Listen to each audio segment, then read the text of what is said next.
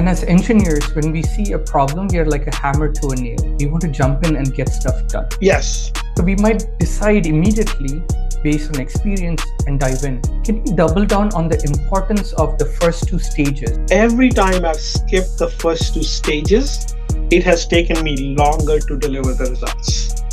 If I don't put my thought into it, I can give you multiple examples which have happened about less than a year ago, or 2 years back, 5 years, 7, 8, 10 years back. What I would like us to do is, we talked about the benefits, and I believe that's very apparent. Now, how do we get to this really good state? Introduce us to the concept of sprint, the book. Okay. Please take us to the beginning of this journey. So 2016, this book was released. There's a book called Sprint by Jack Knapp. He's a former Google engineer, software engineer. He released a book in 2015. He is now founder of, I think, Sprint. And in 2016, one of my mentors in my former company, he handed me that book. And I was new to the business side of things, and I devoured that book pretty quickly. It's a pretty quick read, but if you think about it, the way Jack describes, he says that anytime you have to solve a problem, if you have a problem that needs a solution, instead of spending months, you just take 5 days. So his approach is very 5-day approach. I have adopted it as a 5-stage approach. It could be days, it could be weeks, months, or it could be 1 day, right? So he talks about mapping. So the 5 stages are map, sketch, decide, prototype, and test. And I will talk a little bit about those. I have also, as I said, I've adopted these in a slightly different way. So mapping is what I call as mind map. This is the phase where you just grab a piece of paper, and talking to you in the past, you have also promoted me to do so, is grab a piece of paper, could be an A7, the A7 size, the bigger size sheet of paper. Just start making notes, just start drawing shapes. For me, I draw ellipses as my inputs, the boxes, rectangles as my outputs. And then I say, these are my inputs, these are my desired outcomes. And I start connecting them and say, can I get from this input to these outputs? And as you start drawing, say, no, I need input from Suraj. I need input from person X or Y, or I need to calculate these numbers before I get to those. So this is the stage where I would say I spend about 35% of my time. This is where you are doing all your thinking. This is a kitchen sink version.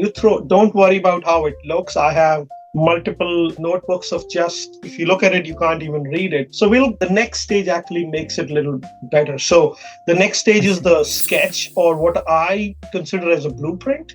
This is your blueprint. This is your GPS of how you will get there.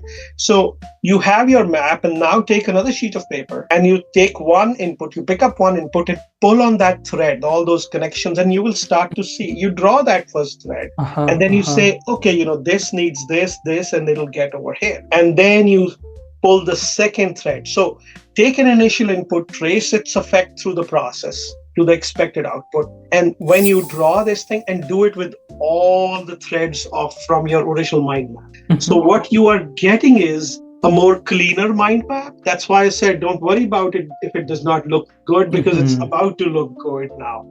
So you get a much cleaner mind map. You get a much cleaner thought process of what needs to happen. And then once you have that, and this is again, where the first level of collaborations comes in at second stage, and that is bring people, show them saying, this is what I'm thinking. I want to get there from here to there. What do you think? Do you have a new idea? That's where the inputs can enhance that blueprint. Somebody say, hey, we cannot do this thing. We don't have equipment to measure current in our lab. So how would we do that? I've done that, for example. Those are the things, the dependencies, the inputs, the outputs. How do you get through the process? Okay. Once you have all the divergent thinking from your colleagues, or if not, that's fine too. Now it is time to make the decision. And I'm a big proponent of making a decision. So you have a blueprint, you know what needs to be done. You have spent 50% of your time there. And this is some coding tools on Python. Am I going to need to build a board? Do I need to write a statement? This is stage 3. Stage 3, decision or decide. And or do I write a statement of work to get a board built where I can take the measurements? This is again, we are going in steps away. I feel like a lot of people, smart people, they've done things before, so they know how it's done. And as engineers, when we see a problem, we are like a hammer to a nail. We want to jump in and get stuff done. Yes. So we might decide immediately based on experience and dive in. Can you double down on the importance of the first two stages? And in your case, you seem to write it down, not Yes. just visualize it in your head, but Yes. write it down and go through the whole range of tactile awareness, processing, iteration. So just double down on that before we get back into the decide stage, which itself is so important. I would start by saying every time, and again, we talked about pressures earlier, stress, every time I've skipped the first two stages, it has taken me longer to deliver the results.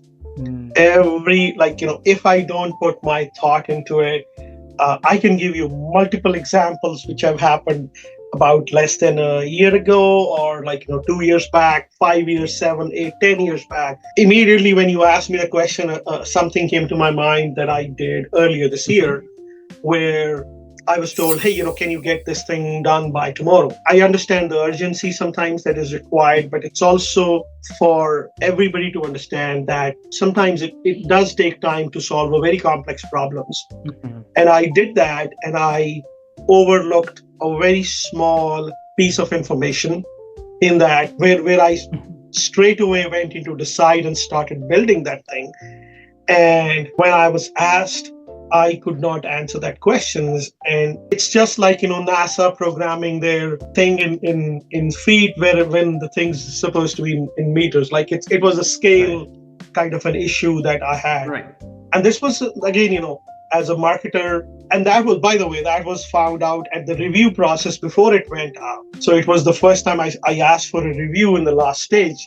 And somebody pointed out, and the first thing that came to my mind was, see, I did not sit down and think and map the whole thing out. Right. And so I think it's very important for folks to think about what they are doing. Sometimes it's very easy for us to, as engineers, nobody reads instructions on the IKEA furniture because we engineers think we can build together very quickly. Right.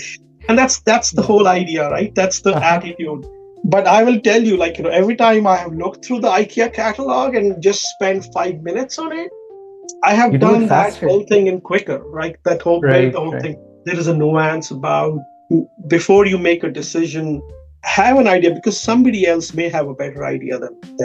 Fantastic. Let's continue with the decision and the next step. And then once we know what we are trying to do, you make a decision saying, I'm going to go use this tool or that tool, or these are the steps that I need to take. Keep it simple. Everything should be made simple, but not simpler. As a famous quote from Albert Einstein, I was given this quote a long time back. It's not that everything should be oversimplified. However simple it can be made, do that. And then say, here is an understanding of the problem. Here is my blueprint. Here are the parameters, and I'm going to use this tool. And just then I'm going to follow the plan. And that's what gets you to the next step, which is the build, or in the book, it's called prototyping. And again, as I said, it's a very software-centric book, but prototyping is when you are turning your blueprint into a tangible, testable product, whether it's data information or 90% of your presentation is ready, whether it's my market model or automating some segment intelligence. Just roll up your sleeves and build it. Is it necessarily a proof of concept, or is it like a draft zero of the real thing?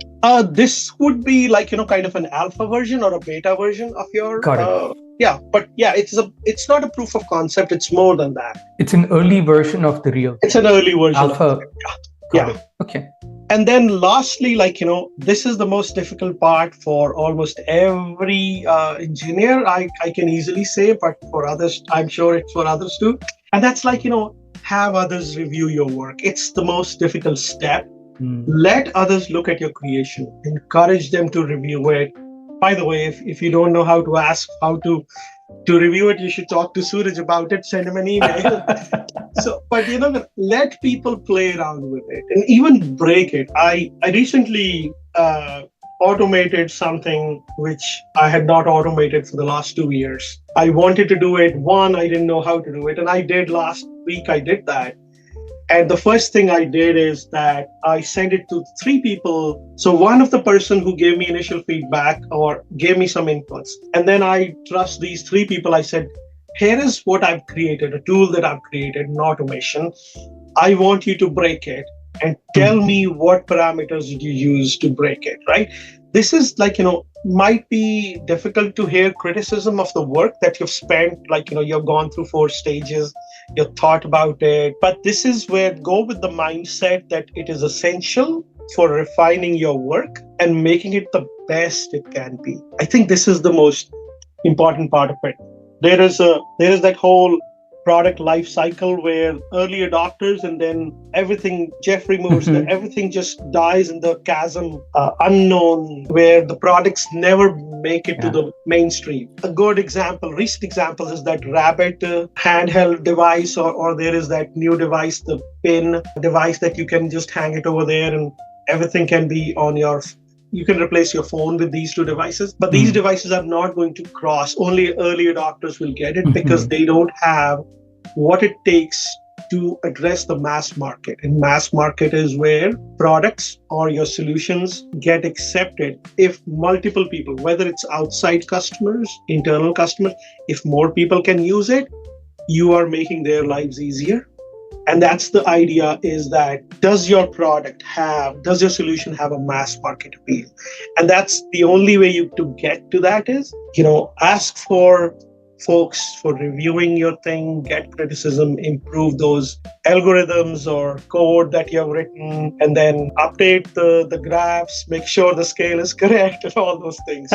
Those are the kind of things where, and once you are there, you can throw it out to the ether, right? And as you do that, that's where people will start to see benefit of that. Wonderful.